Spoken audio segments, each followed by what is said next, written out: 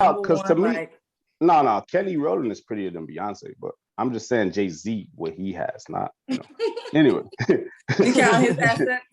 Yeah, I'm trying to say what you're talking about his life? Yeah, like not what everybody has.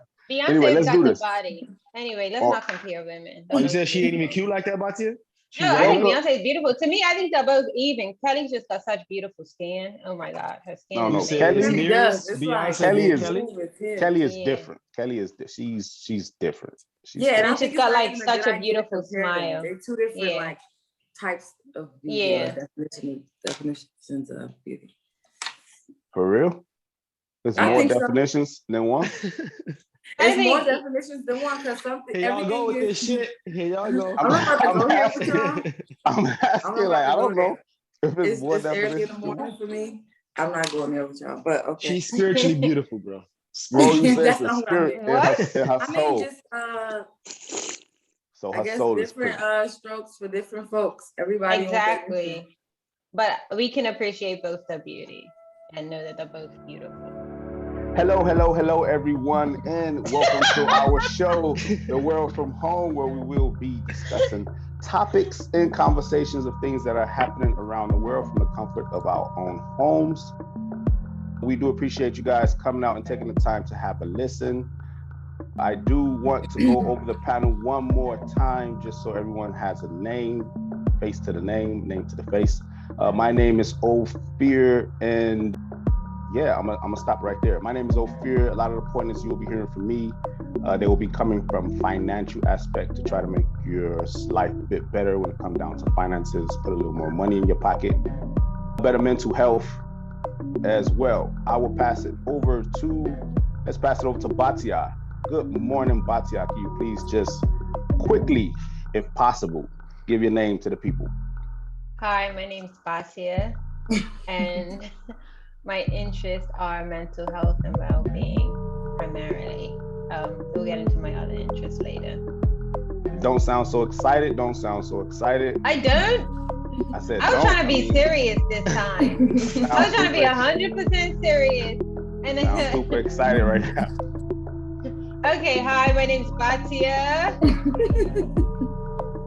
I love Batia. You do your home cut. That just took it up another level, apparently. Yemuel, can you please give yourself to the people? Just tell them a quick 1-2 seconds about yourself. Yes, my name is Yemuel, 29 years of age. I'll be 30 next month. Musician, professional black man with a plan. It is I. Hello. We appreciate that. Yemuel. Tamia, one more time for the people. My name is Tamia. I'm 29 years old. I guess my interest would be traveling. I'm now planning to start my own business. So I guess everything that I will be speaking about will be coming from those perspectives. Great. Nice to meet you. Yeah, give us some excitement at the end, Tamia. I thought it was exciting enough, but I think you have to like that. There we go. We're taking it up. Yeah. We're taking it up another level. Yeah. That's what I'm talking about. We got the energy for y'all today. Today we have on the show, the conversation we'll be talking about on the show. We want to talk a little bit about our community. We want to talk about the place that we're all from, and we want to just big up the place we're from. Also, maybe crack a couple of jokes on the place we're from. Just say some good, some bad, just some ideas on how we can make our lives better as a people overall. I wanted to start off with some update. To start, I will start myself. I wanted to update you guys, like I said before. My portion is, a big portion is finances. So I wanted to give you guys a tip or two on how to better your finances. Tip number one, start coding today. So pick up your phone, go download a free coding app. It is free, and start coding today. It costs nothing. It literally costs nothing for you to start learning, educate yourself to code. You can do it from the comfort of your own home on your own time. And once you have it, no one can take it away from you. The value of that knowledge is about $150,000 per year, just being able to code and understand coding. So very important to the audience. If you are anywhere in the world and you're trying to make more money, and you have a computer or you have a phone, just download a coding app and start coding today. Very, very, very important. Also, I want to tell you guys about the stock market. What is the stock market? A lot of people are unfamiliar with the stock market. They don't know it exists, or they think it's a scam. For those who are not familiar with the stock market, please get familiar with the stock market. You can download interactive broker software.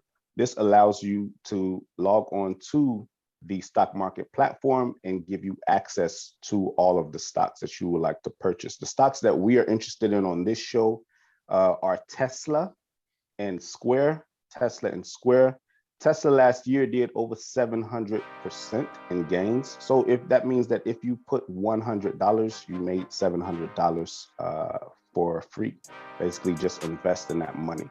Right now, Tesla is down right now, and that's a great time. It's a great opportunity for you to put your money and invest your money now while it's cheap, so that you can watch your money grow over time.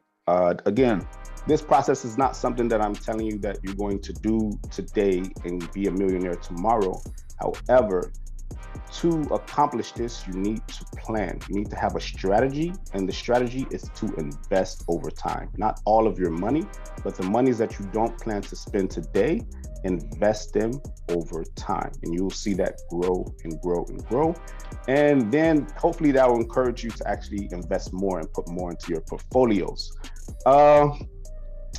Yeah, that's all from our financial standpoint. Yeah, go ahead. I have a question. So I was wondering, like, I don't know if y'all know this, but you see all of these individuals promoting, like, invest, let me show you how to make money on stocks and foreign exchange and blah, blah, blah. And I feel like those actually do kind of come off to me as scams, or like pyramid scams of them like assisting you based on you like investing, I guess, within these companies. I don't know, like a friend bring a friend. And like, I was wondering, like, are those typically scams, I would say? Because I see a lot of that moving around. Yes. Yes, they are scams. Yes. You can, everything that I've just informed you of, you can do yourself personally. This means that you can go and create your own account. You don't need to do it through someone else. So you don't need to go through anyone else to invest. You don't need to have anyone on the platform to invest. You can do this all yourself, and you can be approved yourself and invest your own money. Again, it's very important that you invest your own money so that you can monitor it yourself, see it yourself, understand the gains yourself. All those things are very important. 1 second, I will let this guy who can't seem to stay in the meeting back in. Welcome back, Yemuya. We are happy to have you. But yeah, so all of those things that you hear, they are pyramid scams. They are scams, in my opinion. I wouldn't give my finances to anyone else to do anything with. I would want to monitor that myself. Even if it's $1, put your dollar in, monitor your own dollar. Very important. Educate and learn. Don't let someone else try to walk you or take your money from you. Educate yourself so you can understand exactly where it's going. It's very important. Because I think personally, if it's from all of these like groups and like pages that I see all day, every day about, like I said, about these different investments and like foreign exchange or whatever, the same tone that they always have is like, you know, they kind of like promote an idea. And I'm like, if it's so great, why not just make the money yourself? Like, why are you on Facebook, Instagram every day promoting this idea? Like, I feel like if it was that great, it would be more exclusive. Like, family and friends. These people are trying to rob you. Be careful. I'm careful as hell. I barely like to invest. I don't really take a lot of risks in life, so. Yeah, don't typically shouldn't give your money to another person to deal with. You should deal with your own finances if possible. If you do need help setting up an account or anything like that, you can go online, YouTube. There's a bunch of videos that'll help you, assist you to setting up your own account. But don't go through someone else's account or give someone else your funds to invest for you. You shouldn't do that. Any other questions about our finances update? I will say on that note though, for people who are like super skeptical and don't want to do it on their own and don't trust other people, what you can do is get a certified government fund or, or get something like an index fund, which is basically for it to go bad, or if you're not making any money, the country would have to collapse. Let's say you take the S&P 500, which is basically compromised of all the big companies, say Boeing, Walmart, Airbnb, they all go into this one index. And the gains are normally a lot lower, but they're a lot consistent. So say you're gonna make 7-8% a year. It's not as much as you would make, say, with doing Tesla on your own or actually researching specific stocks, but you could put it there knowing that it's probably going to grow without anybody screwing you over or having to give it to somebody first. And you have governments that do this, or you have like index funds, like I said, like the S&P, where you could just put your money there and leave it. So if you want low risk and still have some decent return on the money, that's also an option. That's not an option for me. Very good. Super lit. Super easy to do also. The key to that is, again, you still need to create your own account. You're still not doing this through someone else. This is still something that you're doing yourself. So you still shouldn't be going through someone else. You create your own account and then you invest into these ETFs and you invest into these S&Ps. But no, the government fund, you can have one of the government bodies do it for you. Like if you have a Kupat Gemel, I don't know what they're called in the UK, but you have a real specific one that did like really, really well. It was a government fund. So they have them in Israel as well. It's not a lot of them, but normally the ones associated with your pension, like those are automatic. Yeah, those are actually invest for you. They'll open you one, it's secure, it's insured by the country or whatever, and you don't have to do it on your own. So that's what I was talking about first. People who aren't really capable or want to do it on their own. For sure. So if you need any assistance in opening an account, follow it that way. I'm not sure about Israel, but follow it up and look it up. But please create your own account. Don't go under a different human being. Let's go to who wants to be next. Raise your hand, feel happy, feel free, or just take over. I'm happy to have you guys. So whoever feel like they want to talk next, just grab the mic and start rapping. Dynamic, let it be one of the ladies. I'm ready. Yeah, I'd rather be, I didn't want to call them out, so yeah. Y'all love to like just for evenness, for evenness. One of the guys, one of the girls go. That's all. Y'all teams, only right. Teams here. Like, what you mean? We all a team. All four of us are on the same team. Are we? So I don't help us help you. Squad. All right. Do you want me to talk about urban news? Get in there, please. Take us there. All right, Kim and Kanye divorce. How does everyone feel? Like, are you happy for Kanye? Are you happy for Kim? Well, Kanye West is one of my all-time favorite artists. I don't specifically have anything against him. I try not to have things against people I know, but their record shows that they kind of run through black men. So the fact that he's out of there, I guess that's a W. They did like a lot of. Lamar Odom went from like an NBA champion to a crackhead. He was a crackhead already. Hey. He was. Wow. Hey, he was an NBA. And I'm not a Khloe Kardashian. So if he was a crackhead already, she's into crackheads. That's what we say. I think what happened I'm just trying to make the sure. Evolution. Like you meet people when they evolved kind of struggle. into a crackhead. I mean, like people struggle with whatever they struggle with. He was struggling with the death of his parents. Black men usually struggle with the Kardashians. That's normally what happens. Anyway, he struggled with the loss of his parents that have nothing to do with her, or his father, whatever happened. And he what about all the other ones though? Slippery slope. It had nothing. I don't think it has something. What about all the other ones? What about all the other ones too? Kanye was the other man. He been on the he's talking about the other man she dated. No. How about them allowing Tiger to smash their underage daughter and accepting this? No, I definitely feel like the Kardashians are problematic. Let's not just pretend they don't do anything. Anything for the betterment of their family, including destroy the black man. We're not gonna gloss over this. No, it's like how we phrase, because it's gonna like get everybody's tackles right and stuff. It's how we phrase. But I do believe that the Kardashians are culture vultures. They attach themselves to black men specifically. It's almost like they fetishize instead of actually like naturally loving and accepting black men for it. It's like they fetishize them and they use them to certify themselves in the black community and make it okay to steal our culture, especially black women. How they talk, how they look, how they do their hair, everything they have stolen, and they don't reciprocate in terms of like being like showing that inspiration. They don't do that. And then we do got to give credit where credit is due though. Kim Kardashian freed some black people from jail. definitely can't overgloss that. She definitely used her power to talk to Trump. 100%. And when you're in those She's a freedom fighter? Yeah. Absolutely. That's what I'm saying. Everybody want to Tim for freedom. take the responsibility of these black men away from them. Like these women just came in and just like voodoo man them and just like screwed them down the ground. Yes. Obviously, we're talking about actually physically screwing one of them on camera. Like we're gonna be had so many issues that had nothing to do with her. And throughout their life, all you can see her do is support him and help him until she couldn't take it no more because he was being found in crackhead dens with prostitutes and stuff. I mean, how much? See, that was one specific example that you get hung up on, but everything Batia said is. But that was a big example. No, can I just say? I don't think you're saying two different things. I'm saying that yes, they are culture wars. That has nothing to do with the fact that these black men have responsibilities also over themselves. Like, she didn't go and shove a needle in his arm and drag him to prostitutes and do things like that. These are things that he has to own up to. Have nothing to do with her being a white woman that he was with, I think personally. I think Lamar Odom had his issues before he met Chloe. They obviously, I'm gonna assume he thought he had battled his demons, and then whatever happened, his issues was being an traumas triggered it. However, I do not like, because like it's two sides to every story. Unfortunately, the Kardashians have the platform in terms of like telling their version of a story. I personally was uncomfortable in how they brought him back on the show and how they showed it. I felt like they were using him as a storyline, and that was a sensitive period. Like me, if I care for someone and you're in a vulnerable place, I would never publicize. They were showing his whole crack behavior on international TV.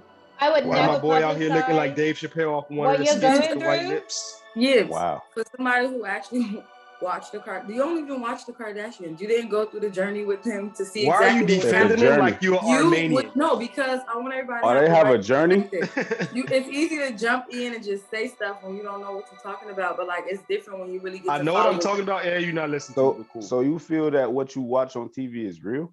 I don't think that TV is real. I don't think it's real, but I think we got to understand people.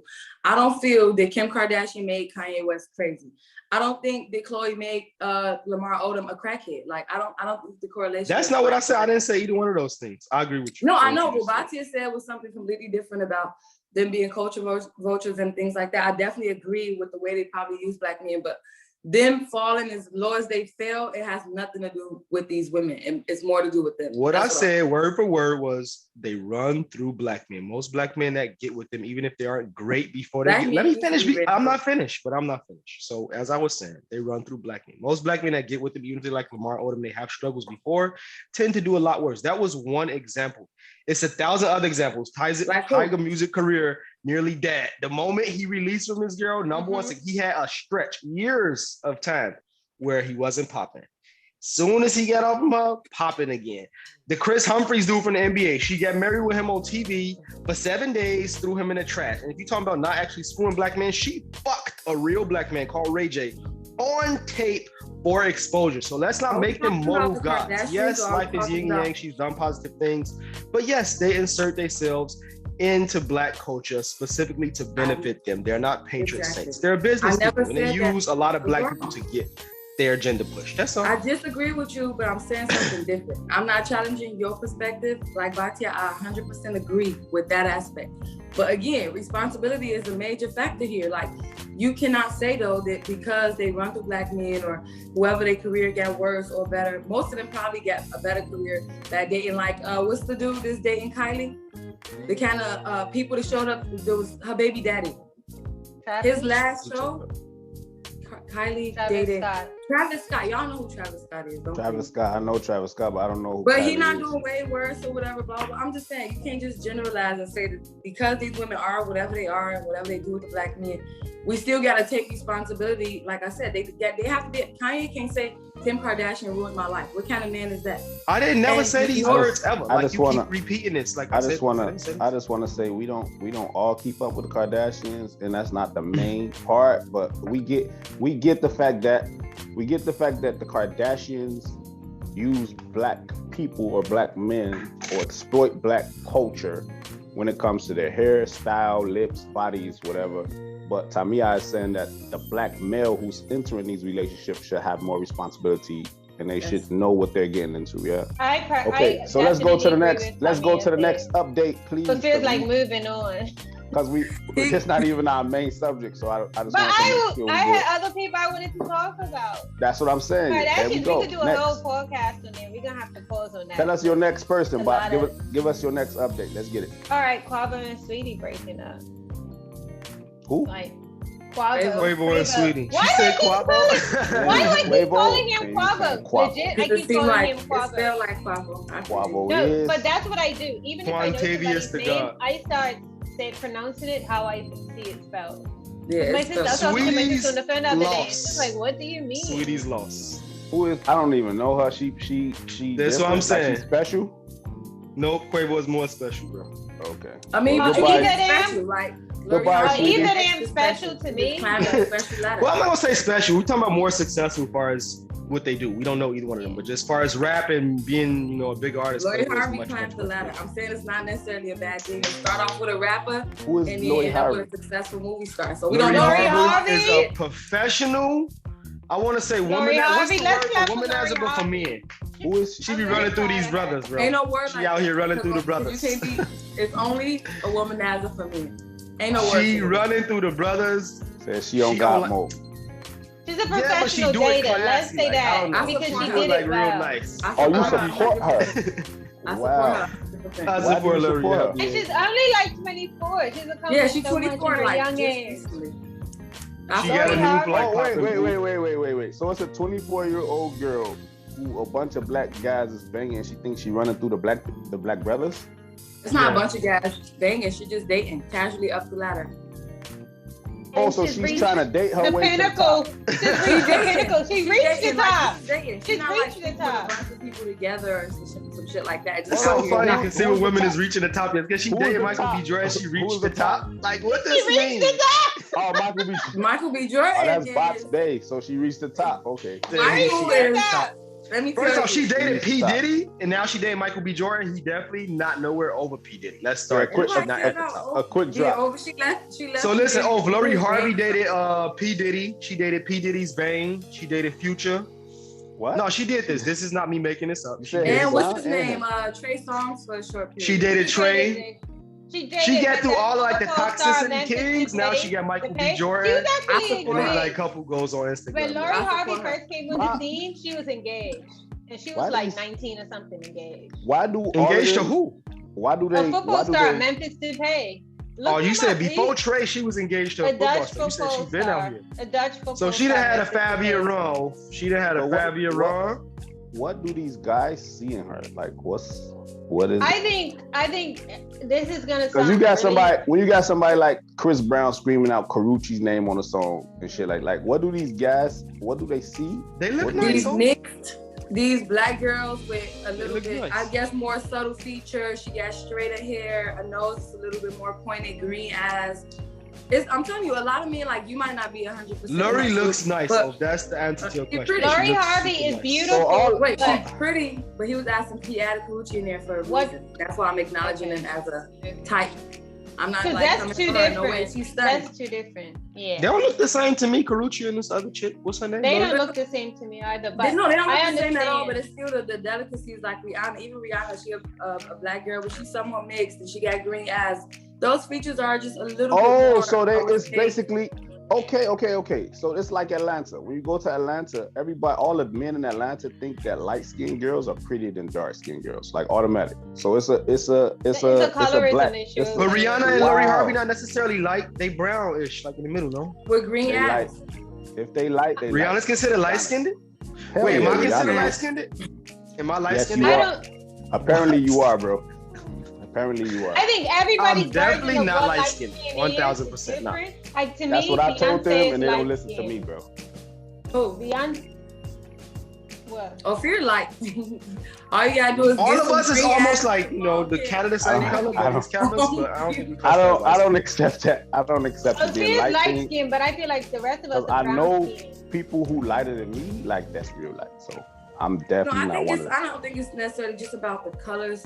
Per But se. why I do think black it's people? about a lot of It's the features and things features. like that. It's the features. So- what they term Features. exotic is what What they She term got that exotic. thing, bro. Yeah. Okay, I what know exactly features- what you're trying to say, Tommy. They look exotic. That's exactly what I'm saying. They look exotic. They look like black women. Yes, they brown tone. I'm saying, but And they Michael mix. B. Jordan, right? Movie star, bro, you could go to where they produce these people and get the original one if you want to. Like, why date somebody who's been through this person, this person, this person, and then this person? To me, if you don't know the entertainment industry, they all love the same girls. All these rappers and NBA players date the same women. They all have access to that's because those women have access to them. That's exactly it. The women have access to the guys. They have access to only that, like, it's like an approved list of women. So they only have access. It's not like Tommy and I are getting access to go clubbing with them. No. Right. They have access to no, but y'all not necessarily, but think about when NBA players or stars go to clubs in local cities. That's where most of the girls meet them at. Can we stop? That's the type of girl that's gonna be with them for that night, but they're not gonna take that girl because they don't know about her. Can we stop 1 second? Can we stop 1 second and just take it up a notch? But while we talking about this, just throw a little salt on the wound. Can we talk about Megan? Is it her name, Megan and the Prince? Megan Thee Stallion? No, the one who's married over here. Oh, Megan and Harry? Don't start doing that. Harry. Okay. Yeah, Meghan Markle. Okay, because she's black and they hate her. You know, in the government over here because you talking about Harry the Prince, no? Yeah, he's married to a black. I'm gonna call her Princess Megan. I'm be honest with y'all. I watched Suits, and honestly, until she got engaged to the Prince, I had no idea she was a black woman. I always thought she was either like a Latina or a Caucasian. I didn't know. I had no idea she was black. Tamia, you remember that episode they showed her father? It was she half black or she full blown black? Both her parents black? Her Abba's Suits was black. Her Ima's black. Her Ima kind of looked mixed, and then her Abba is white. Also, she basically white. Her Ima is brown. No, her Ima is like brown looking, but she her Ima is a black woman. If your daddy is 4% white and your mama is a third, half white, you 2/3 white. Bro, if you her got Ima any is black a black in you, woman, black. a full black woman. Tamia said she mixed. So Asian to me, I don't know. I ain't seen none of them. I don't know how her parents look. She brown skinned for sure, but like, I mean, the point is, my point. Okay. Go. My point with that was, all of the black guys, a lot of the black guys, even when I go to the U.S., they are very much looking at colors. They're very much looking at light skin versus dark skin, you know. And then it's the same thing over here where people are looking at a light skinned black girl like, you're really not white because your dad is white. You're still black, you know. They treat her like you're a black woman, you know. So black people look at it like they value it, and then white people look at it like, yo, we don't want this in our family. Like, we're not trying to make this our royal blood. So what's wrong with the black people that we feel like the light skins are prettier than the dark skin? I mean, we know our history, especially as Africans. Yeah, that's back to slavery. Most Africans, it's not our fault. everywhere, you know.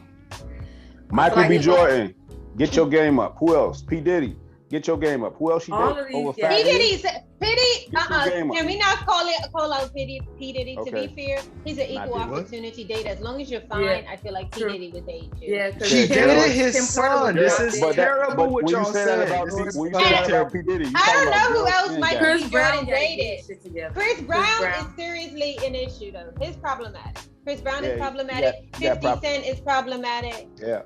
Little Wayne is problematic. All of you black stars out there who think you a star. 50 Cent got a whole black girlfriend. What y'all talking about? He didn't have this black girlfriend for so long. What that mean? If y'all talking about first dating, I'm just talking about first dating. His girlfriend she identifies as a black woman, but he himself has talked about the colorism issue, and in terms of exotic women, a certain type of hair, a certain type of skin color. He got on Lil Wayne show and said, some women, some look exotic, and they tried to kill my boy 50. Get off his back. That's not even what happened. I seen the interview because I like Lil Wayne. He was on Young Money Radio, and Wayne was questioning him about something. 50 Cent was drunk and had talking crazy. He was like, how he get around, he worded it. I understand what he was mad. He was like, something, how he was around all these models or whatever, and he liked it because it's foreign and look exotic or something. And they bash him for not liking black women, but he's been with a black woman for like, I don't know, a year or something now. He's had a whole black, and she not like a little black. But when he was drunk, if you not trying to talk, consider her. He was saying he just saying he liked variety, and they kind of got on my boy, but he not anti-black women. Let's not play variety, all right. But I didn't like how he phrased it. He was back and it's no reason, like, if you, first of all, when you start talking about other races and others, it's like you're fetishizing them. So that's an issue right there, because then internally, I feel like you're pointing two fingers back at yourself, and it's an issue with you not liking how you look. So you could say like, oh yeah, I think this race is so sexy because I like how they talk or whatever, without having to bash your own race. And the way he did it, he was bashing Black women. You could kind of say like, she's Cuban, which I'm not sure how she identifies, but I'm assuming she's gonna identify as Afro-Cuban because you say she's Afro-Latina. She's a Latina more than. Oh, I thought she was Afro. Yeah. Oh, isn't her name Cuban Link? So I thought she was like Afro-Cuban. But whatever she is, Afro-Cuban. She identifies as a Black woman. However, when he was speaking, I know he was using her as his example and thinking that she's exotic. Right. Because she has a certain type of hair type, she has a certain skin color. Y'all get off my voice and features. All right. Right. So we can appreciate other. All I want to say is we can appreciate them without bashing, without fetishizing them and bashing your own. I agree. Black men love Black women. Yeah, like stop coming for us. Black women love. For real, we have enough to deal with. We really do. All right, updates.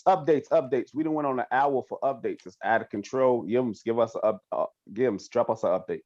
Oh yeah, y'all said to keep it short and sweet. So we're gonna do one new artist and one old artist. I was gonna do two relatively unknown, but we gotta get some love to one of the hardest working best rappers in my opinion. My boy Nasir Jones finally, after 30 years of spitting these bars, finally got a Grammy, which is kind of disrespectful, but they finally gave him one. Usually it's kind of like, we missed out so many times, tickets now.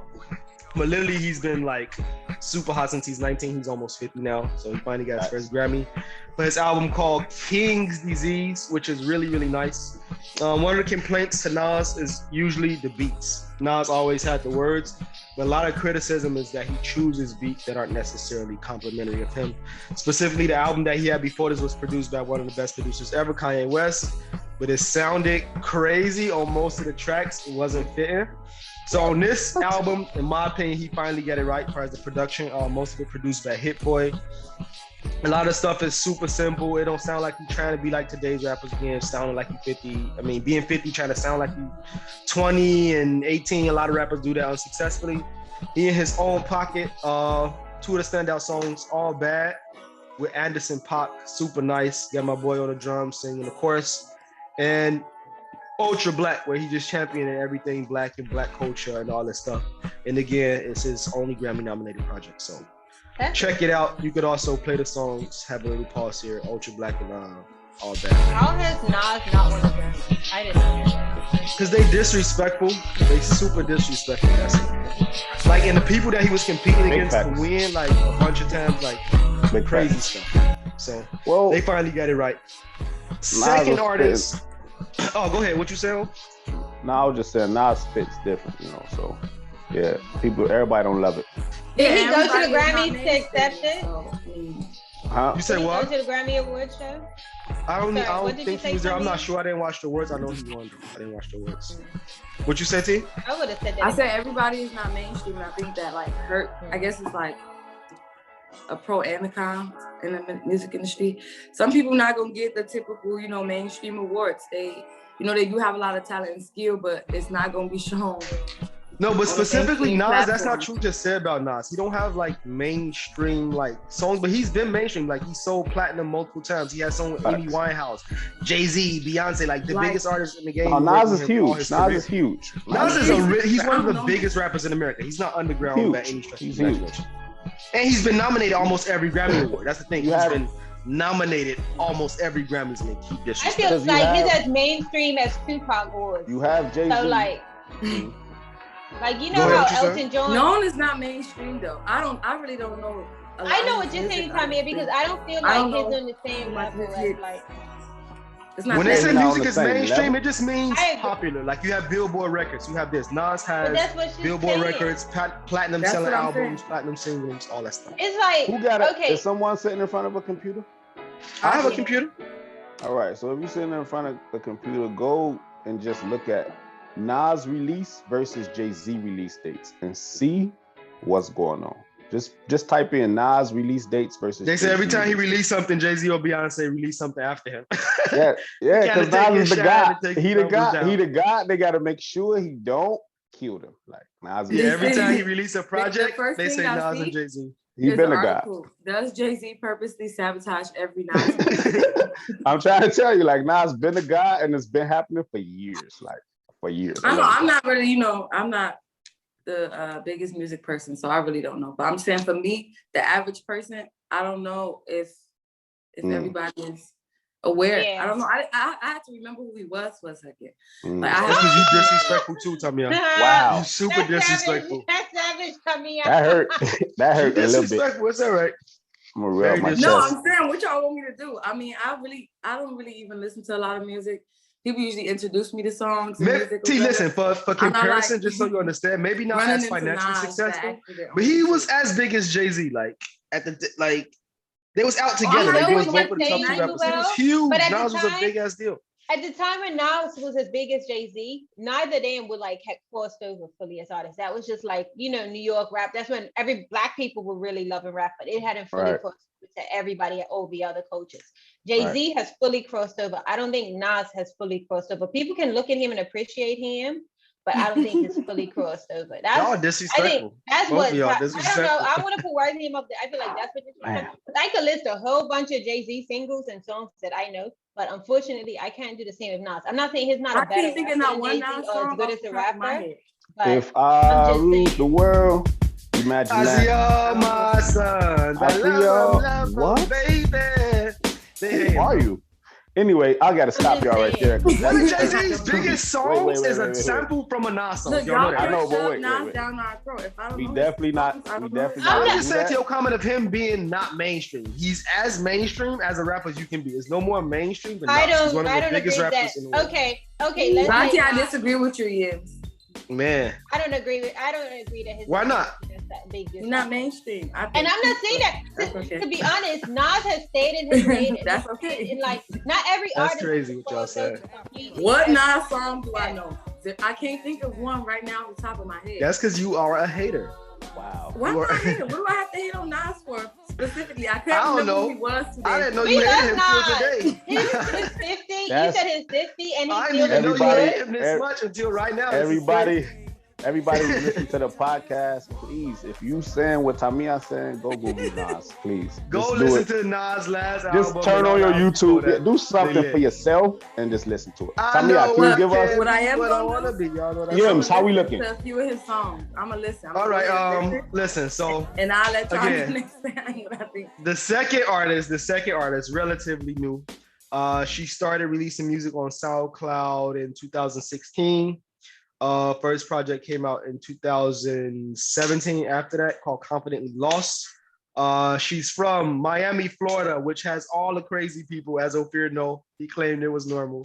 But ever since then, we found out that all the crazy people in the world come from Florida. Yeah. She comes from there as well. Her name is Sabrina Claudio. She's 24 years young. I've heard of her. She's Sukal. She doesn't do too much. She sings really well, but she sounds like one of my pet peeves in music is people who don't sound like other people. So she has her own little airy, breathy sound. Super clean. The production is really nice, like pop, electronic, R&B. And standout songs to me are Take One to the Head and On My Shoulders from the last project called The Truth Is. When you guys get a minute, check out Sabrina Claudio. Very nice. And she sashay around in a lot of lingerie and tights and stuff. It's actually visually pleasing also. Very nice. Yeah, a lot of skimpy outfits, a lot of rolling on the floor, a lot of slap. Yeah, real cute. She really delivering this music to you the right way. But her music is good though. All right, I feel like I have some of her songs, but I literally couldn't put a face to her name. If you ask me, she looks like a Latina, and she got long, dark hair. I just googled her. Yeah, she looks like. What was I gonna say? What's that girl's name? Anyway, go ahead. So far as the music tip, that's it on mine. So we appreciate that. We appreciate that, everybody. So Nas and what is the lady's name again? One more time. Sabrina Claudio. Sabrina Claudio. All right, Nas. Tamia, take us. Check out some Nas songs, Tamia. How you spell Nas?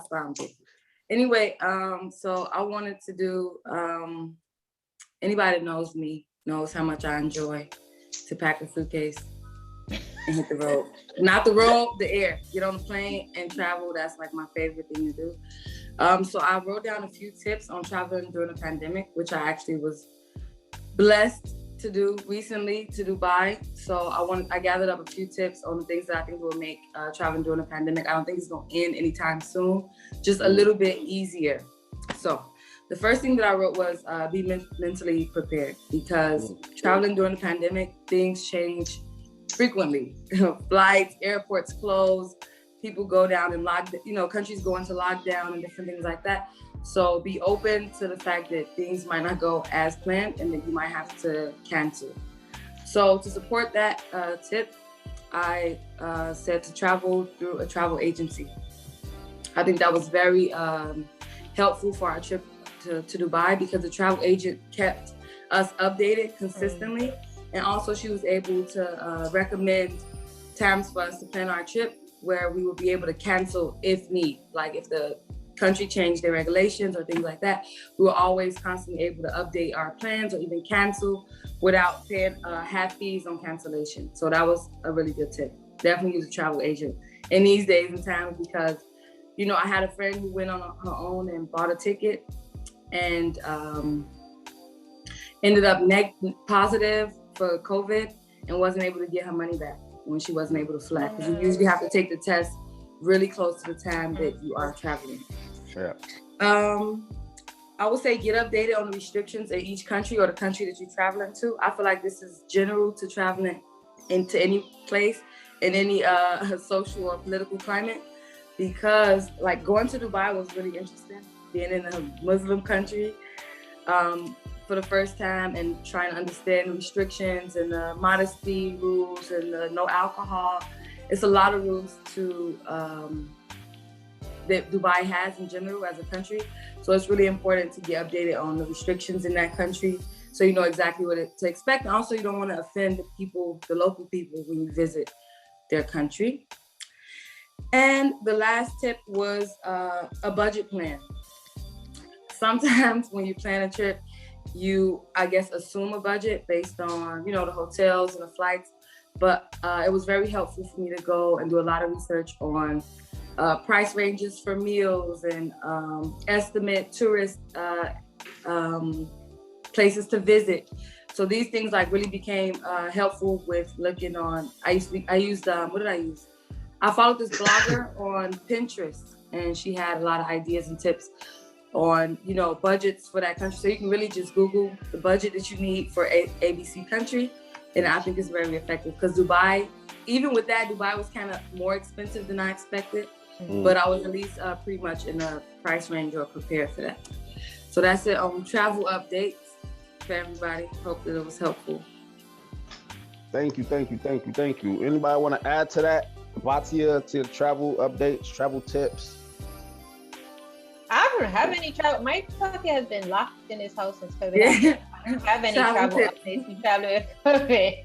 I traveled during COVID, but I'm not gonna give y'all no tips. I enjoyed myself. I had a lot. But that was you. But you didn't have to. That was like an open bridge, though, right? So you didn't have to do any testing and all of that. That's what I said. I had a good time. I didn't have any problems. Where did you go? I don't even remember. I don't know. Where did you go? Go to countries and you don't recall? What? I do it all the time. I'm sorry. I'm trying to remember where you. Oh, he went to Spain. It was. How you forget Spain? Because I've been like. Anyway. We travel birthdays all the time. Anyway, it was nice. I didn't have any restrictions. I had a good time. It was completely open. Hope live the privileged life. Everything was open. Everything was great. Beaches, hotels, everything was amazing. But did you have to wear a mask everywhere? Because in Dubai, you had to have a mask walking down the street. I mean, until you got to the location or restaurant. The only place I ever wear a mask is on a plane. I don't put on masks. First, I tell everybody I'm exempt. I don't put on masks. So outside of you, did everybody else have to have a mask? No, that happened to me. Right? Because that's how you have to ask the question. Not what we because it's different for the rebels, I guess. I had a question for you, Tamia. When you went to Dubai, you see how you said you had to take the test before?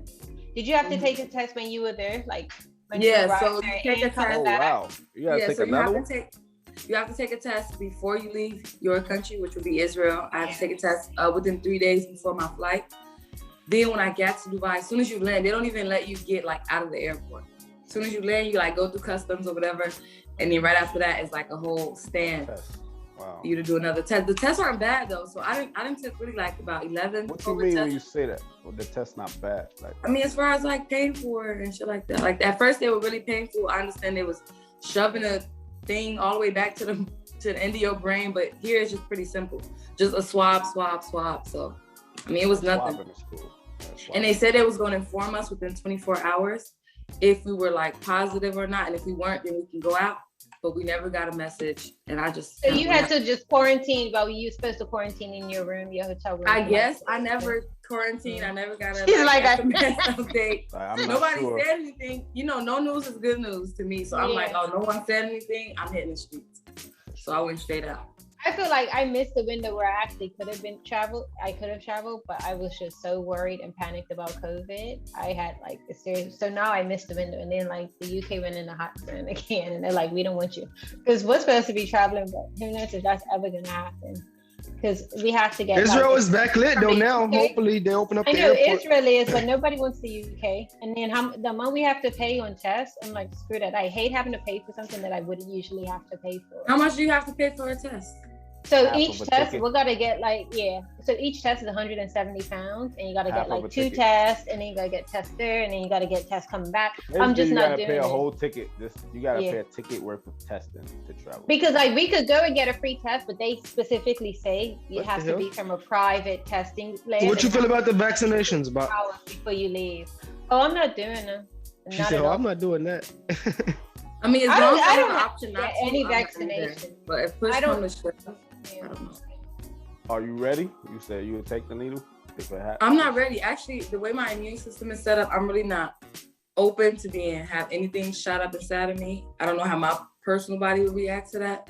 I want to avoid it for as long as possible. That's like my goal now. But because I'm like a recoverer, I already had COVID. I have enough antibodies for the next 6 months where I don't have to feel that pressure of like taking it. But after that, I really don't know what it's gonna be. Because Israel is like 60% vaccinated, which is insane. I think that's what they're saying. That's my worry is that they're like, oh, people from the UK could come as long as you've been vaccinated, and then I'm just stuck here. Yeah, that's why I cannot do another year. I haven't booked my flight to Israel yet because like I just don't trust Israel, and I don't. Y'all stay over there. Don't worry about letting the milk and honey. We gonna hold it down. I don't think the numbers are fabricated. Like the people that I know, that I like, all of like my Israeli friends, everybody almost that I know is vaccinated. Like, oh yeah, everybody. People like talk to the world. They're making it so it's inconvenient as a regular person. If you don't have a vaccine, it's super inconvenient. Like a lot of places won't let you in and shit like that. Closed restaurants. Yeah, that's why I don't want to get over there and then be pushed around. I can't. I mean, Yams is not vaccinated. Nobody pushing him around. No, like I'm saying, like if I wanna get there, then I wanna leave, or I don't like people to put me in places where like I don't control what's going on. Y'all know I almost got stuck in Dubai. That's what I'm saying. It'll get crazy real fast. How did you get stuck? They told me that I cannot come back to Israel. Yeah. They said Israel is not accepting foreigners. I'm like, but I'm not a foreigner. Exactly. I'm Israeli. I was born here. I flipped out at the airport. It was a whole scene. But they let me on a plane. It worked out. That's what I'm saying. If I flip out, it'll be a different flip. So I'm trying not to flip. Let's do this. People, let's talk. First of all, thank you guys for the updates and all the tips. Everything has been wonderful. Good information, great information. To all the listeners out there, if you do plan to travel, inbox Tamia. If you do plan to look up anything of current events of celebs, inbox Tiana or Batia. And if you're interested in any music, DM Yemuel. DM Yemuel. Check this out. So private page, y'all try your hardest. Right now we want to go into just a quick. I just heard what Yemuel said. Ignorant. We want to go into our second segment of our show. It'll probably be quicker than what we expected it to be, but I just want to start it at least. We wanted to talk about pros and cons of growing up where we all grew up. A part of the community, maybe not in Israel, but still a part of the idea overall. And a part of a culture that was created, I think, through the necessity of our people just being beat down in the US for so long, and our parents decided to do something different, to make a change, to better themselves. And they made a trip to Israel and established what we call the nation or the kingdom of God. And all of us were children, offspring of those people. So let's talk about that. Anyone want to open up, or anyone want to start? Anyone want to be the first leg in this race? Yams, I think now it's your opportunity to go ahead and So now it's my time to open share. us up. It's your time, King. Well, when you word it that way. When she said it like that, you gotta go. You gotta go. Well, we said we wanted to end this on a positive note. So we'll start with the not so great. I had a lot of benefits of growing up where I grew up, which we'll get into. But I feel like some of the things I was hindered or held back from was, first off, socializing with people who do not look like me. Our community happens to be very close. Our school till today is not classified as private, but when I was growing up, 99.9% of the kids were Black. I remember one or two outsiders maybe coming, but it was mainly only us. The teachers outside of maybe, again, 7 or 8 Israelis were teachers from our community. We went and we ate at our own our dining hall called the Chadar Ochel, famously known, on the community again, which is all vegan food, all our chefs, all our community eating there. It's not like a mixed dining hall. And then you come home to, obviously, to your parents and to your friends in the community. So we didn't have a lot associating with the outside. Where I always joke today, and I say how the kids by now are dating white girls and mingling where were the white queens when we were younger? But it was super, super close. It's a little more open and developed now. Who are you to tell me what I needed as a young man to develop properly? I'm here to gas you. A white queen probably would have helped a little bit in some aspects, but I'm just saying in general. So when you really think about it, at least my age group or slightly older, the first time you actually got to generally socialize with people outside your community is in the Army. So that's 18 years of being around people who think like you, eat like you, look like you.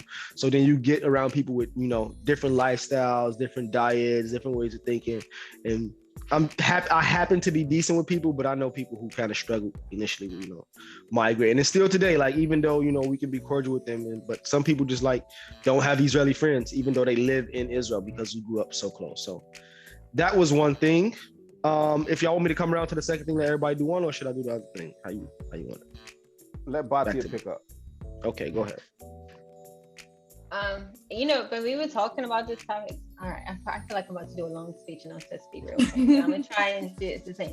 We were talking about this topic, and I feel like I've been feeling like it's been in my mind for like the last couple of weeks and months.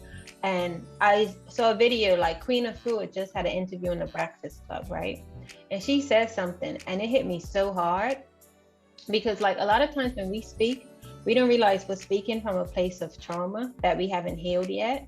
So how we interact with others, when we reflect on it, is from trauma from our childhood mostly.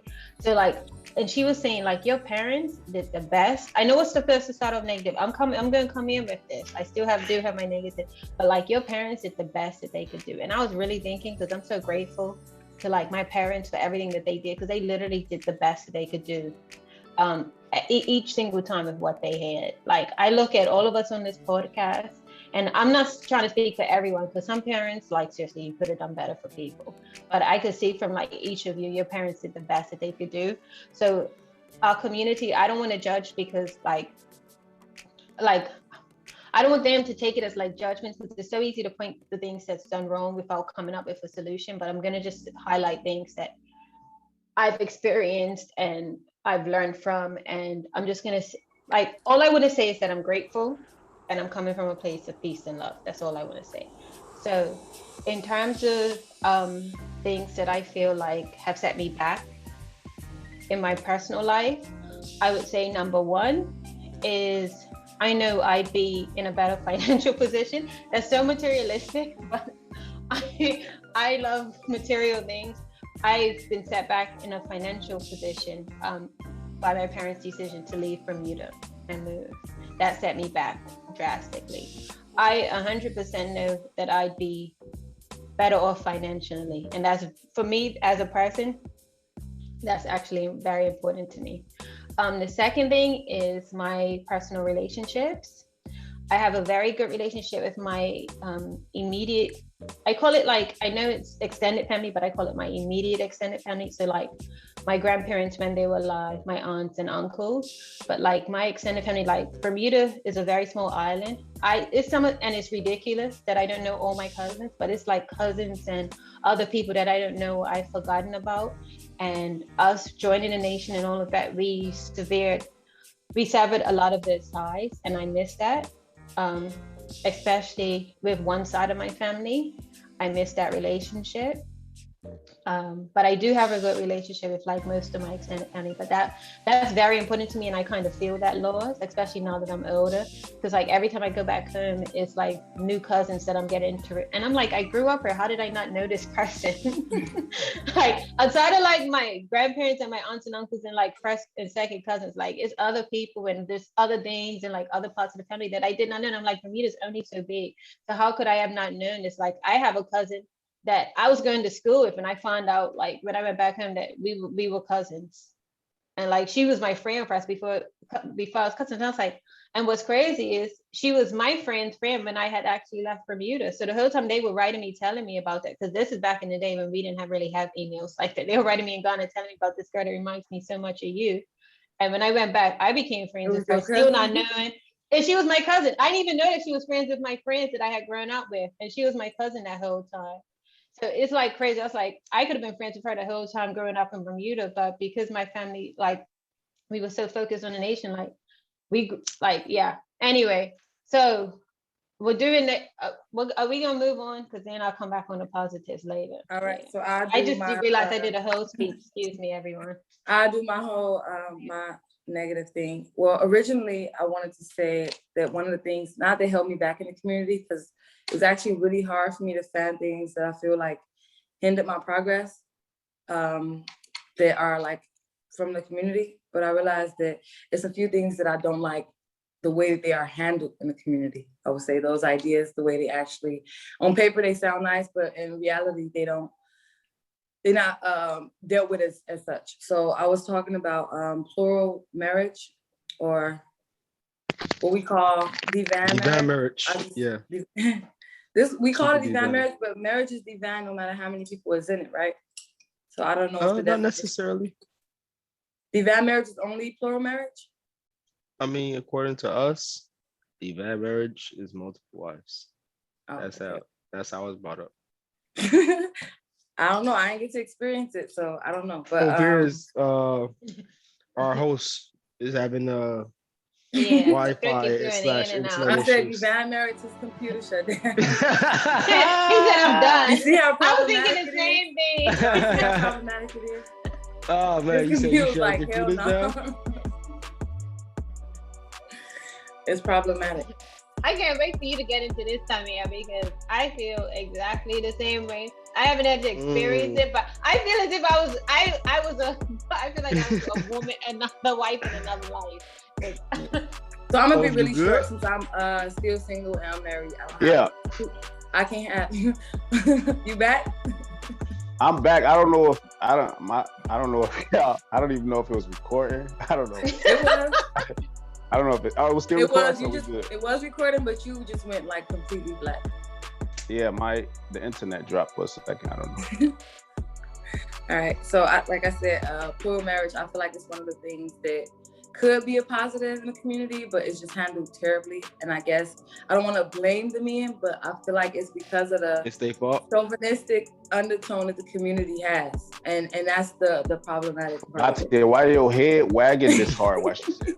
That's crazy. Let her continue. Her head almost broke. Batia is 1 minute away from saying amen, preach. She looked like Willow Smith, bro. I'm like, bro, wow.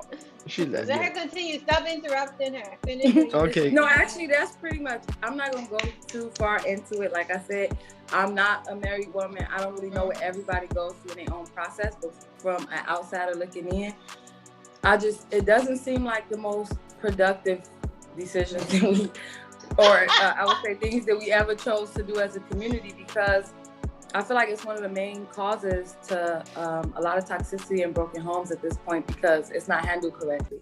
Meaning like women are joining families and men are adding women to unions without like even having a understanding from the partner. Like it's not a united decision. It's not like a husband and wife coming together, understanding they want to expand their family or that they need help, and then they bring in another person. It's a dude who is married and now so happen to like another girl on the side.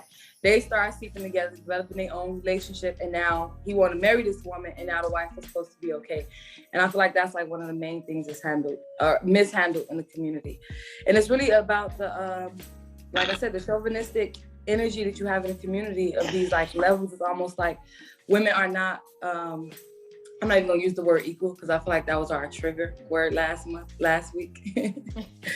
But are not of the same, I would say, are not equal. We don't even get the same benefits. No one has a say, so you're not able to have no input on decisions that could affect your life. And I feel like that's one of the main things in the community that I don't really support. All right, so now on a better note, I'm gonna switch and go. I'm gonna take you straight there. Ophir, you put your negative? I haven't said anything yet. You went black. Actually, you went black, so we didn't know if you was coming back or not. But now that you're back, let's go. All right, for sure. I will throw one of my negatives in there. Not negatives, but something that needs to be worked on as a community, and that is the concept of death and the process of handling death. What does it mean? How does it affect us? What do we do as a person or as persons to heal from it? What steps do we take? Who do we speak to? All of those things, they're not informed, they're not talked about, they're not taught in any way from when you're young all the way to when your parent passed away. None of those things are talked about. You just have to understand. It's almost equivalent to finances. It's like it's not real. Like, you know, for some reason it's not real, so you don't need to know how to deal with it. And then you walk out and then you got to build your own bank account. You got to do your own thing. You got to figure out how to.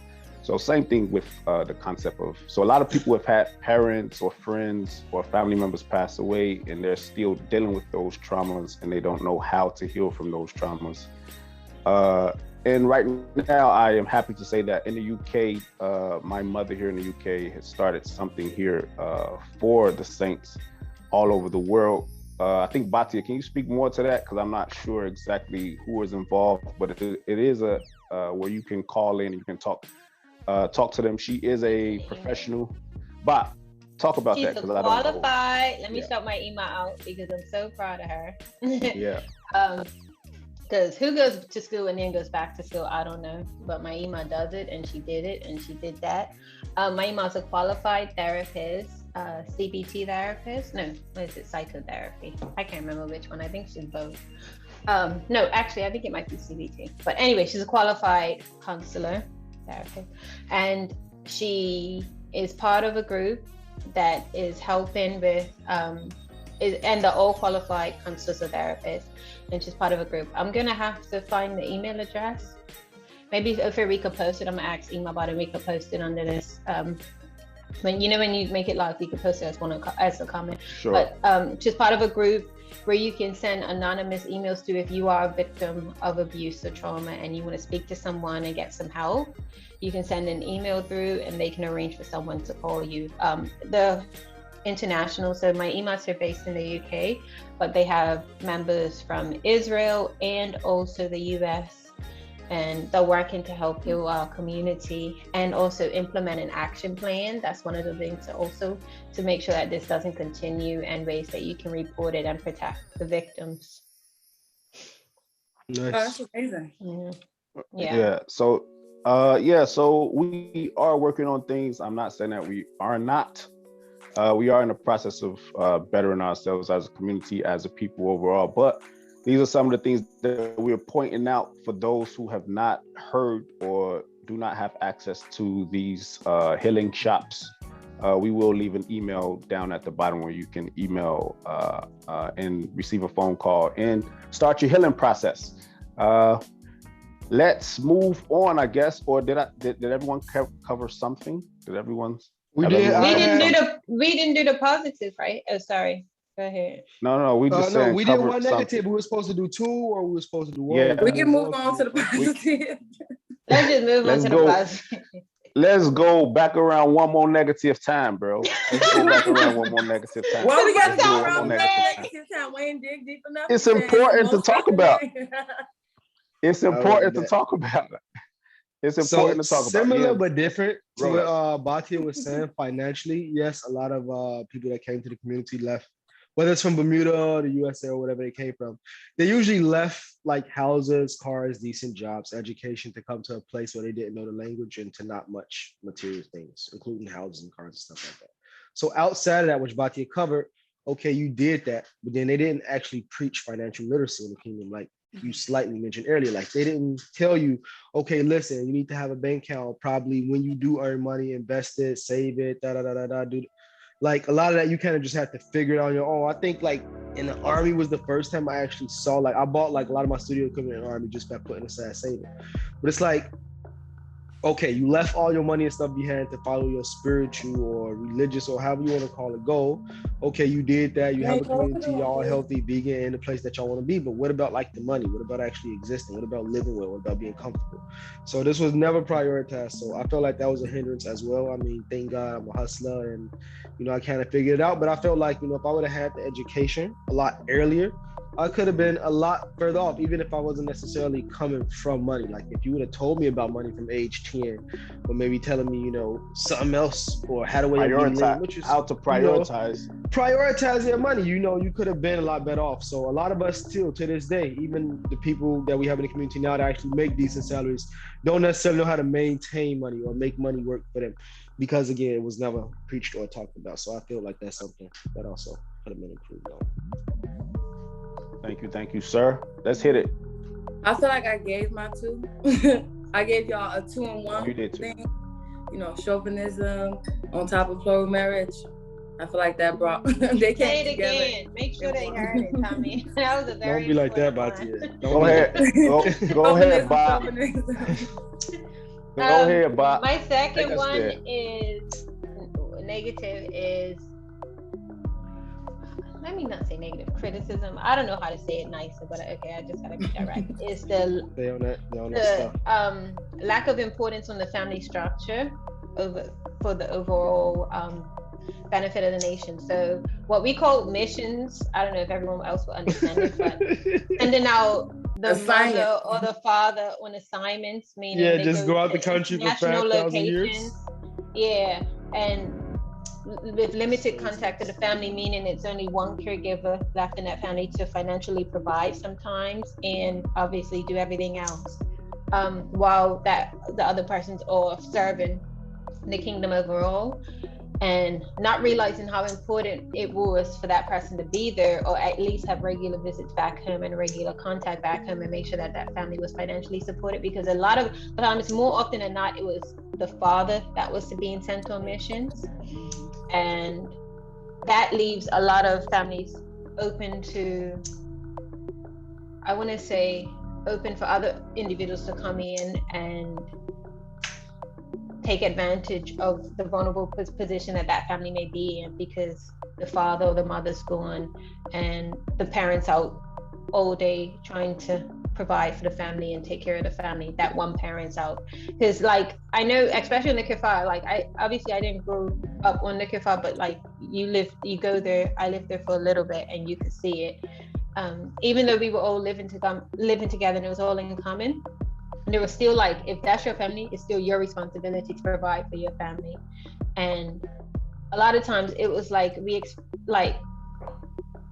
never put in, like, parents, like we never put it in their mindset that you are responsible to raise your child. We always said the kingdom will raise your child, like I feel like overall that's what happened for a lot of parents. Like, you could let them, like, they go to school, they come out, they play. You're not responsible for knowing exactly where your child is at all times of the day. You're not responsible for talking to them about sex education and keeping safe and making sure that this is what you do if something happens, and anything in terms of like safety, how to safely navigate the world. And a lot of times the people who would teach you weren't there because they'd be out on missions. And the parent that was there would be busy working and cooking and cleaning. So I feel like the importance of the family structure is one thing that we weren't focused on a nation. We was trying to create a strong foundation for the kingdom, but without actually making sure that the family was strong. That's what I'm trying to say. Sorry, I said it in a roundabout way. I think that's a real good point. Really, really good point. You want to say it one more time? Nah. Really, really, really good point. Really, really. No. Really. I really agree with her. Because I talk about divine marriage again, plural marriage. I like the idea. I really feel like that's one of the main things that's hurting our community. I hope it's frozen to everybody else. But look at his face. He looks so happy. Is it just he looks so happy. I apologize. Over here on you that was a moment of bliss for you, because I have never seen you so happy. Look at him. Somebody just told him it's beautiful. Look at him. Let me screenshot this. Screen record. Got it. Ophir looks like he got the biggest compliment from somebody. And he's blushing about it, like, you know. Yeah. He's so happy. He's so happy with himself. Look at his face. Oh, we keep forgetting about you because you're freezing for so long. Go ahead. We keep forgetting that you're on here with us. I just want to, okay, I'm going to make it real quick so it doesn't freeze. Check this out. My next one is not so much, well, it is a negative, but it's, like I said, we're only talking about ways to better ourselves. We can talk about our community because we are our community. So all the listeners out there, we are talking about this and we are having this conversation. We are having this discussion. You should too, to better us as a people. I'm talking about bridging the gap between the younger generation and the older generation. The older generation is super spiritual, borderline religious, and the younger people have a different concept of what God is, a different concept of the kingdom than what their parents had. What I tried to explain to my parents is their parents had a belief system as well. Like their parents went to church as well. Their parents believed in God, but they left their parents. They left everything that they had. They left all the beliefs. They left all of this to do something that they felt was better. So I urge the parents of the kingdom, do not feel strange when your child decides to do something different. You did the same thing. Don't feel different. Don't feel like they're disrespecting you or they don't appreciate you. They're just doing something different the same way you did when you grew up and your parents had a belief system and your parents sent you to church and your parents made you wear a certain type of attire. And then you decided once you became an adult to do something different. So I don't want it's very confusing that the elders feel that the younger generation should still do what they did when they don't do what their parents did. Does that make sense? Yeah, how do we bridge that gap though? Like that is a major issue. We know, we're aware of it, but it's like, how do you bridge that gap? I mean, a lot of times when you are talking about the elders in the community or more leadership, they are usually much more stubborn, and that's just qualities of older people. Like they usually rarely want to change. They usually are, literally, you know, the older you get, the more stubborn you get about your life. So I feel like it's like, how do we soften them up to understand that we're not here to take nothing from you, but we want to progress. You know what I mean? How do we even have that conversation? Because every time it's brought up, a lot of people now are starting to understand. Like I try to tell a lot of people, once you become old, you become young again. So you're not as intelligent as you think you are. Because normally you're just sitting in your house watching television. Like you're sitting down relaxing. You're not moving around. You're not in the world. You're not. So even when it comes down with the corona stuff. Oh, shots fired. Our parents are not. He's against the old people? No. I'm saying. Not pro old. I'm saying at one point. They should not vote. At one point, you have to help the elders. That's the reason they're called elders. At one point, you have to assist the elders. So when we talk about assistance, I'm talking about in all things. I'm talking about the way you think, the way you dress, the way you eat, everything that you do. Because when an old person leaves the kifar, even if there's a prince or an atul or whoever you are, when you hit the airport, you're just a person. You're just anybody. You're only getting respect because we're giving you that respect as the people who respect you. So it's very important that you understand that and that we keep that connection. Other than that, it would get lost. All the things that you built would get lost, because when you get to the airport, the only way you walk into a room and you feel special is that other Hebrews stand up and commend you and talk to you and make you feel that you've earned that special. But when you go to the airport, you're just anybody else, you know. So that understanding, that understanding of the older person feeling that they're smarter than a younger person is not always true. So that's my only point. How do we engage? You know, how are we able to have these conversations? First, you have to let them bump their heads. It's like children. I told you, when you get old, you become young again. So you have to let them bump their heads to see, oh, I actually need these people. If not, then there's always an argument. But right now in my life, there's no argument where if my parents need me or not. I can see their bank statements. I see their bank statements. I see where they live. I see the things that they want to achieve in the next 10 or 5 years. And I'm the only one who can help them. The younger generation is the only people who can help them achieve what they're trying to achieve. So it's not an argument at all. It's just a point that some people have to bump their heads to realize that, okay, maybe I should listen. And that goes for younger and older people alike, in my opinion. I like the idea of starting with your parents, you know, like, because of course we have more connections to our parents. They would listen to us more than a random like saint on the keyfar, you know.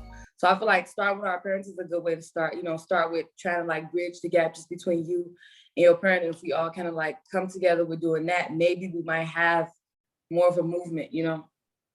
Right, true. Right. I'll give an example real quick, and then we'll speed around to the positive things. An example real quick is the whole strike and everything that's been going on with the kingdom and the nation, or the kfar, that's been going on. It's been mainly the CFF, the younger generation, who's taken a stand, because these are their children that we're talking about. You know, they're their parents' children, but they're now adults. It's not so much you want your parent to do with your child. Like, you have to make those decisions. It's very important that you stand up and make those decisions. So the parents are seeing that and saying, okay, we need to step back and assist them with what they're trying to do. So that's what's going on in Dimona right now with the strikes and everything that's happening with Akbar in the school. Who wants to pick up with the positive? All the females seem like they really want to do the sisterhood. The women. Before you finish, can I just say something on what you were saying? Yes. Because like, it's so much that our parents in that age have lived and experienced and what we do, and they have the opportunity to reflect and know, like, they can look back on their life and see where they went wrong. So they have so much. I completely agree with everything you said, but I don't want people to just take it and run like, okay, we don't need to listen to you anymore because you're older. No, we have very high functioning older people who are much more qualified than we are. But the point that you're trying to make is that we kind of just need to take the lead instead of waiting for them to give it to us. I don't want to put words in your mouth, but is that what you're saying? No, they're not as qualified as you are, and we need to say that. We need to 100%. Say that. We need to say that so that it's clear. If we keep softening it, it's not. We can't have it soft. No, excuse me. If I had to, like, I'm talking about my parents and the things that they have constructed. Like, okay, I can't speak for anybody else's parents, but if I was to look at them, I'm 100% still gonna go to my parents about certain advice because they have built businesses and infrastructure. Regardless of the fact that they gave that up, they have actually been able. At that point, not saying that I wouldn't be able to, hopefully I'll be able to do what they've done and even more with it. But even if I was to compare their lifetime and their achievements, by my age, my parents had already been created businesses while making way more than I could ever hope to imagine making at this age. They had already had assets and they had already had high careers. And they also had similar qualifications to what I have. So I'm gonna look to my parents for advice and like things that they were doing when they were this age, you know? And then I think it's very difficult because the world is not the same at the moment from when it was when they were your age. So they had to attack things differently because the world was differently. I will give you an example. The world was super spiritual. So that's why all our parents are super spiritual. The world was heavily on God, everybody. Not just our parents, everybody in the world was heavy on God. So that's why they're heavy on God. It's not like they were different. It's different times. What I'm trying to say is my father used to always say, I have to know more than you because I was born before you. That's like you saying that, you know more than me. So my argument to him was, he used to tell me that if he was born on a Kefar and I was born in an industrial area, he knows more about Dimona because he's seen the Kefar to the industrial area. But my point to him is, the world is the industrial area right now. The Kefar doesn't exist anymore. I know more about the industrial area because I was born inside of the industrial area. You understand? So there's a big difference being in something like the kingdom. It's like somebody trying to teach you what the kingdom is. You are part of the kingdom. No one can take it out of you and tell you what the kingdom is. It's not possible. I feel Anyway, like I'm not here to bash the parents. My point is this. Some parents, yes. Some parents are highly educated. Some parents have run businesses. Some parents have done a lot of things. And we commend them and we appreciate them for everything. I'm not never bashing my people. My only thing is right now, there are young people with young feet who are willing to run, and we have to give them that opportunity without any hindrance. So I don't want to have a conversation about should we let them run. We should be pushing them and kicking them in the back. I agree with what you're saying, that is some younger people that can navigate it better than what our parents and like the peer group could do right now. That's 100%. I don't think our parents would disagree with that. The problem, I feel like the miscommunication comes from with us as young people. We don't feel like we need to struggle and we don't want to struggle. I don't want that. Our parents always feel like we still have to struggle. If we're not struggling, it's something, we're not doing something right. And I feel like that's where the miscommunication is, because we'll be like, okay, I'm gonna go open up this business tomorrow. Okay, I want to go buy this house. I'm gonna buy this car. Like, it's fine with me having luxury or like enjoying my life. And our parents feel like you should be focused on everything is just saving the nation. Our parents is more earthy. The two people I'm gonna say y'all at the top because y'all at the bottom to me. But so the issue with that is that not the issue, but the parents done every single thing possible, but from their knowledge, from what they read in their books, I'm gonna give it to you like this. They read from when they were children that Israel is the kingdom of God. Okay? So once they reached Israel, they felt like they reached the kingdom of God, and that was all that was needed to be done. So this is why you didn't learn anything about money. This is why you didn't learn anything about anything else but the kingdom of God. Because they felt like once they reached that point, everything else would solve itself, which didn't happen. So now we have to step in as the younger generation to help keep our kingdom alive. And that's all we're saying here on the podcast. Tamia. The community, I guess, the community kind of started and came from young people that were, I guess, rebellious to the thoughts of their parents. You know, they kind of just like, I think what we didn't need is like, you know, we just need that revolutionary energy of like, we here to make a difference. We know we have to change, we have to improve, and let's just move forward that way, you know. What was you asking me for? To start us off on a positive note, can you give us that positive note? I mean, man is actually the opposite of Yim's negative or criticism, and it's I feel the opposite as far as like making connections outside of the community. I feel like I've created more connections and more doors were open to me because I came from the community. So this means like different programs like Croissant Noir. That wasn't just a common program for the average school. This was schools, really private, expensive private schools usually had that kind of those programs. So having more Uri, know enough people and make those kind of connections for us, I feel like that opened a lot of doors for me in community service and traveling the world. In my education, those opportunities kind of came because I was unique and different, and because we stood out. So we actually, being a minority here, I think that actually gave us more of a push and more of an option, and especially with having like our unique point of view as a community, it always made us more interested. It always made, I feel like, the Israeli community more inviting to us, you know. So I feel like it opened way more doors for me being a part of a community. leading with saying that I'm from the community. Yams.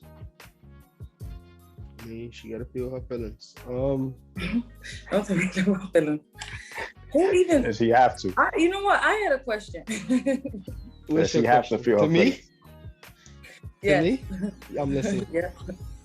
Stop, now go ahead.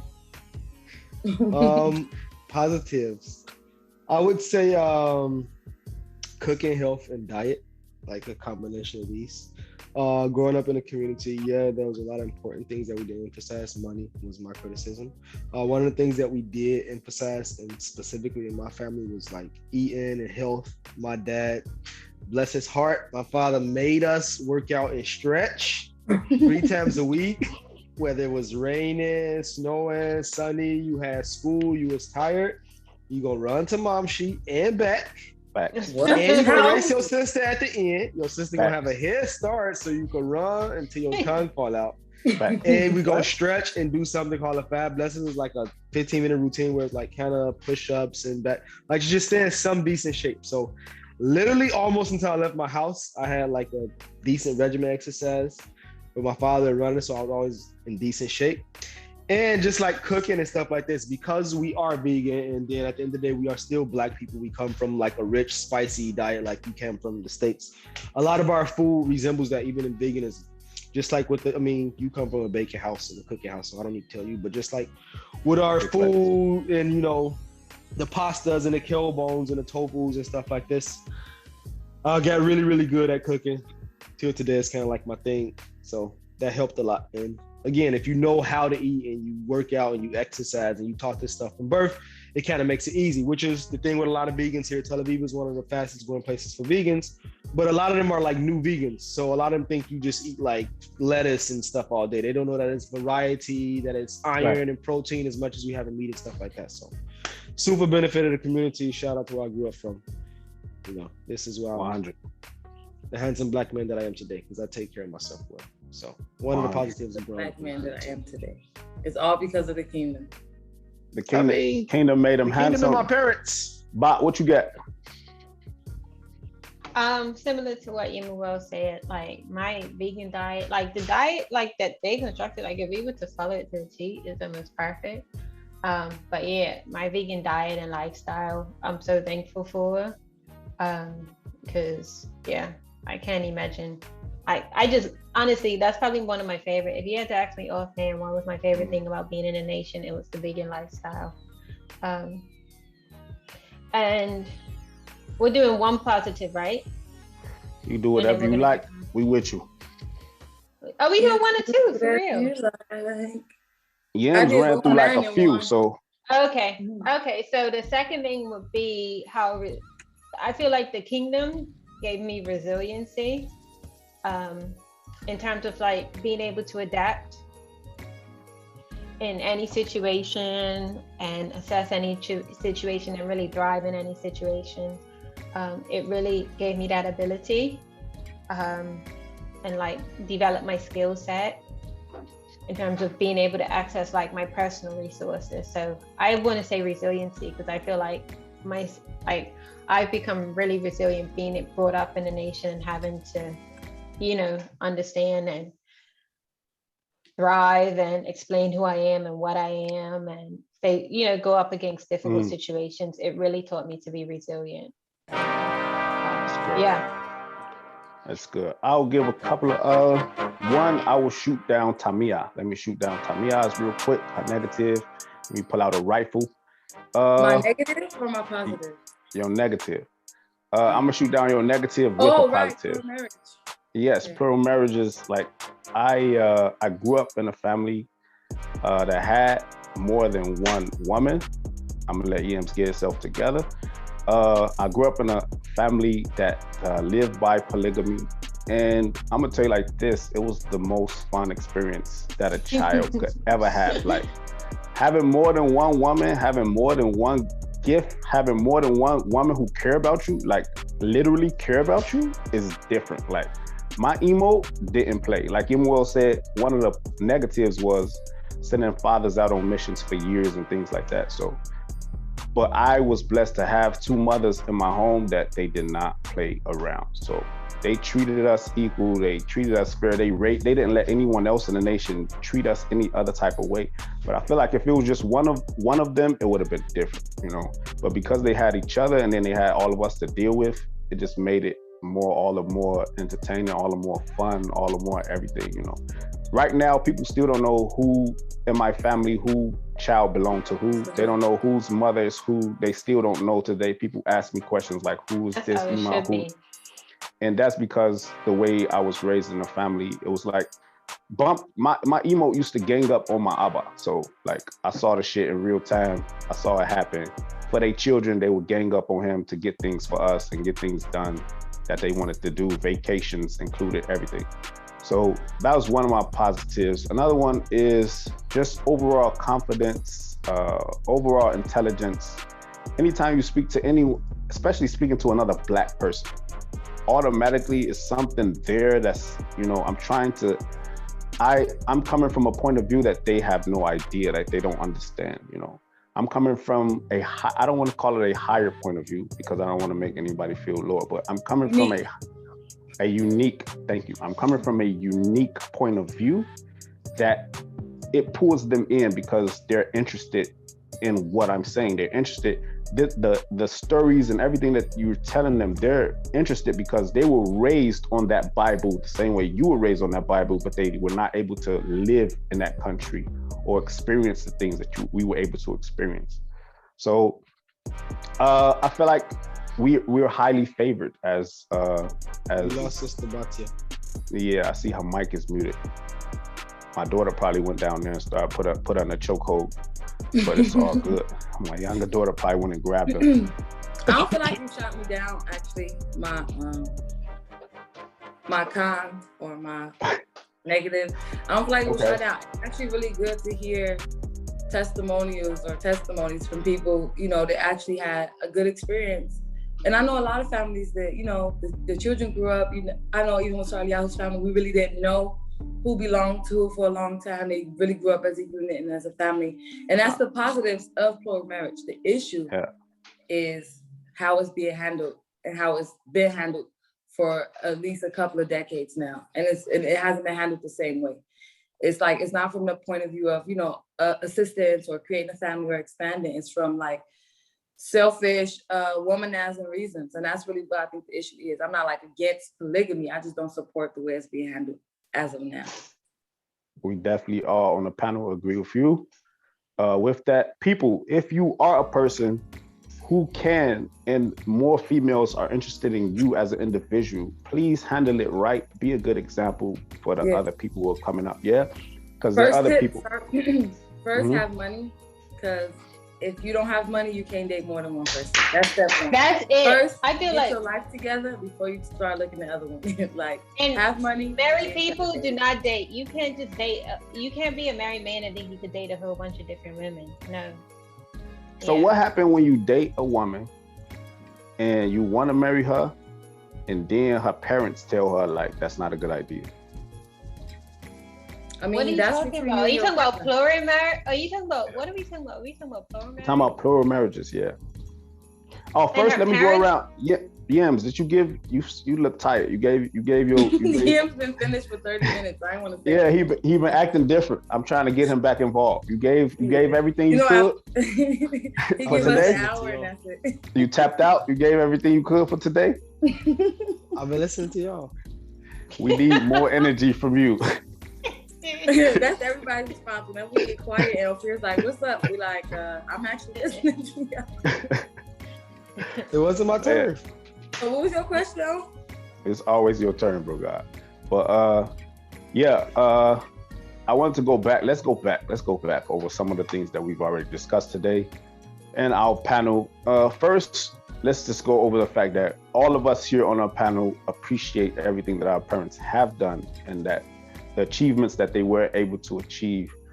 And we feel that they were peak achievements. Like, they were not small things, you know, they were not small feats. And we commend every last one of you parents out there who, if you're listening, we commend you, we appreciate you. Thank you for bringing us into the world. We also would like to tell you that we will not let your vision down. We will not let your vision down, even though you may think that. But the kingdom is only 50 years old. It's very young. You don't know how it will look in the next 100 to 200 years. But we are putting our stamp on it to create it and make it better, make it bigger, make it funner, make it richer, and a happier place to be. Let's go Can I to just say Yemuel. something on that? Please say something. I didn't mean to all I wanted to say, because like I said, I've been feeling this way for months, and then because I really held a grudge. I'm not even gonna lie, I really held a grudge with like my parents and everybody else, like in terms of like setting us back, because it's not even like when we talk about like white privilege, just our peers like across, like our black peers like in the US or the UK is still ahead of us, because we're like at the back as young people in the kingdom. But I said, you know what, like when I listened to like that snippet, I didn't even listen to the whole Queen of Fluid interview, but she said like, we have to heal, you have to heal. And like, you have to come, like we have to heal our trauma. And the only way to heal it is just to like understand your parents did the best that they could do. So like, we need to stop blaming our parents. They have their faults, we already know what they are, it's easy to point them out, but we have to move on and like create better for our lives, and then for our children when we do have them. And you know, for our families, we just know what we need to do better, but we have to accept that our parents did the best they could do and move on for it. And that's how we heal from the trauma, because I realized I really needed to move on from that, because I was like, I could be having this, I could be having that, and my parents did the best that they could do, and I appreciate what they've done. Very good. We have a statement that we like to make, and it is, do the best you can until you know better, but when you know better, you should do better. And that's all we try to do. When we know better, we do better. Do the best you can until you know better, but once you know better, we do better. Exactly. Yims, give us something. Give us something, you know, big our parents up, big our kingdom up. Give us something on a good note that we're going off on. I don't want to hold everyone else up. I don't want to hold everyone up today. But yeah, let's leave out on some positive notes, please. Positive notes. I gave all the positivity I had. You said he maxed out. He gave us all of the energy. I told y'all. I'm maxed out on positivity. I apologize. He said he gave it. I gotta believe him. Tamia, give us some positivity. Right. So I'm 100% on board with both of y'all as far as our parents doing the best that they could, because even me growing up at a certain point, starting college and not having like complete financial support, through that process was really rough. And I remember I used to think like, oh God, watching my Israeli roommates, sit at home all day and get to study when I had to go work. And like, it's like I had to do like double just to make, just to meet them where they were. So I did used to have like resentment for those reasons. But in time, I learned that like our parents are parents for the first time. They doing the best with the tools that they have, and hopefully in time we can make a better life for our generation to come behind us, doing the same thing, doing the best that we can as well. So I feel like that's pretty much it. I got a positive. It's not like super positive, but it's practical. If you are from the community, you should never ever, no matter how bad it get, be homeless. Because you can always have somewhere to go. From? So you should never be homeless. Have some homeless Hebrews. And I don't even know how this happened, but it's homeless Hebrews. So I'm saying for all the Hebrews, if you homeless and you have access to technology and you see this podcast, know that it's a vacant kingdom house right now that you could go to and have somewhere to sleep and get a nice meal, have somebody care and love you. Have access to this technology. Go to Dimona, go back. It's never not nowhere like you're gonna go to the whole community and nobody's gonna accept you. So go back if you're struggling. I know a lot of people out here like actually struggling and like outside in Tel Aviv or outside and go home. So that's always good. Always have. If they know do they know that? So you're saying they don't know that they could go home, or is it that they don't want to go home? I don't even know if they don't know, but they like homeless and they 2 hours away from homes. Like maybe it's what you doing outside? Mental, it could be so complicated. The reasons of why, but like that's a good idea. I like the fact you put that out there. Right. That's so good. This is a reminder, even if they know or don't. Yeah, you could go back home. Like I know I'm not judging people in this situation. Obviously, if you outside It's normally because things are like difficult, but you get a whole community still. You can go back to hundreds or 1,000 people that look like you, just like you. A lot of people left, so it's a house you can go to and get some love and get some food and get your man right. Yeah, go back to That's so true. Yeah, 100%, 100%. that's a major benefit. That's why the key fire exists. You know, that's why our parents try to build a what they call a sanctuary for us to always have to come back to. Great point. Did everyone give something positive? Yeah. Y'all feel like y'all gave all the positive? I don't want you you left any positivity out. I don't want you to feel like you left a dropout. As much as I can give for today. Great.